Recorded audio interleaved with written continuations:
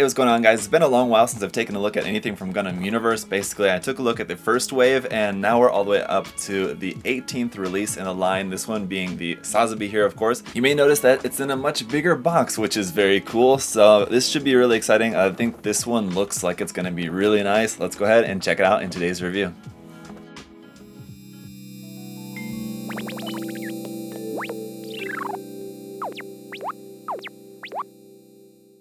Alright guys, so we'll take a quick look around the box here first before we crack it open, but you have some awesome artwork there of the Sazabi right on the front. Very cool illustration work there with some cool weathering and like damage done on it, so that looks really interesting. It's kind of good reference material, I guess, if you wanted to take a model kit version of the Sazabi and kind of damage it up a little bit. It looks pretty cool. We got our cutout window over here on this side where you can see the main mobile suit, and then I guess like over here and the rest of this area of the box is probably just going to be all the backpack and everything. I suppose, but there's a lot of box there. It really does seem kind of bigger than it really needs to be, but we'll see once we get it opened up. You can see this is number 18 in the line. Here on the side of the box, we got to look at what the figure is going to look like. That looks pretty cool, but we'll see that in greater detail once we get it out of the box here. But there's just some advertising about the articulation and the weapons. Looks like we're going to have the beam axe and the beam shotgun, and that's probably going to be it. I guess we've got the funnels and everything, but I don't think this includes a stand or anything like that. The new Gundam course is also available. And this wave also included the Master Gundam and the Shenlong Gundam. The Master Gundam we will be taking a look at because that's one of my favorite designs from G Gundam. And that is basically it. The bottom of the box and the top.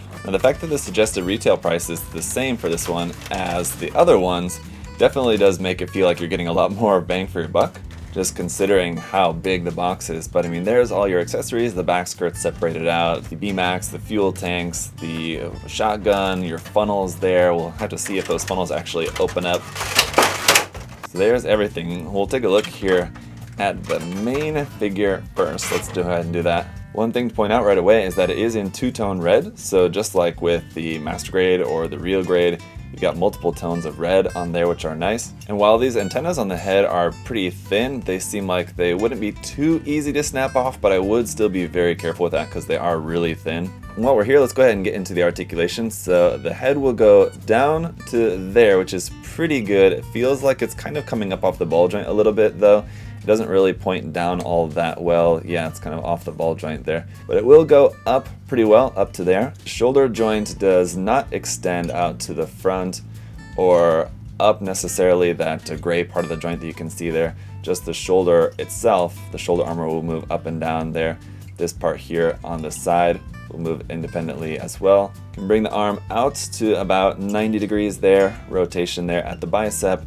Double joint here in the elbow gives you a nice full bend there and some nice detail and everything. The hand, we have some nice closed fists. Those are nice to see. Those are just on ball joints. In the waist section, you do have some forward and back, side to side, not really so much, but a little bit of forward and back movement there for your ab crunch. Rotation is also going to be a little bit limited just based on the design of the cannon there in the stomach section. Is going to be kind of running into the skirting armor. The front skirts will only be able to move up so far, not really all that much, and then up underneath there is just empty, so no details up underneath. The side skirts will move up and down kind of about the same, a little bit out of the way there. Looks like our back skirt is just going to fit directly on there without any kind of articulation at all, so it just plugs onto there like so. The hip joint can move up and down ever so slightly, not really too much, otherwise you have rotation there at the top of the thigh. Ultimately, if you bend the knee and get that out of the way, you can bring the leg up to about there, which is not even 90 degrees to the body, it's about like 45 degrees.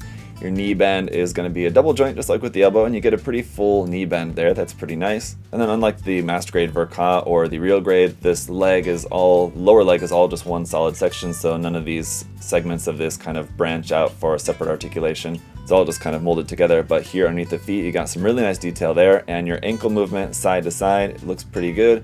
Forward is going to be limited to just hitting there, and then back is going to be pretty limited just to hitting the back of the leg as well. So forward and back movement, not really too much there. There are funnel racks here for the backpack which don't open up, so those are just going to basically plug right on here into the backpack. Your funnels are not going to be able to open up, they're just going to be like a one solid piece here, but you do have a 3mm size hole in there, so if you did want to set these onto an action base to be flying around, you can do that, just that they're not opened up as they're meant to be. So it looks like these will just fit down into the backpack kind of tightly, but there you go, once you get them into place like that. Fuel tanks as well will just plug straight up into there like so. And that completes the backpack. And then aside from our closed fist we've got on the kit, we've got a trigger finger hand for the right side, holding hand here for the left side. You got your beam shotgun, which is pretty simple, no pre-painting or anything on that, so it's kind of a little bit plain, but it kind of makes up for that with the heat axe here. That gold looks really nice, it's a really bright and shiny gold there for the effect on that. And to be honest, all of the empty space in here in the box and the accessories that you have included, I feel like could have definitely fit in a smaller size box. I feel like the decision to make the box as big as it was is definitely just like to kind of make it seem like there's more in there than there really is, because I'm only now noticing that there's no shield included with this. The Sazabi shield, also a pretty kind of iconic part of the design, and to not have that included, I gotta admit, is pretty disappointing. But for a size comparison, here it is with a 1/44 scale Gundam. Now these are not meant to be in scale, they're meant to just be 6 inches in size, which it's definitely larger than that.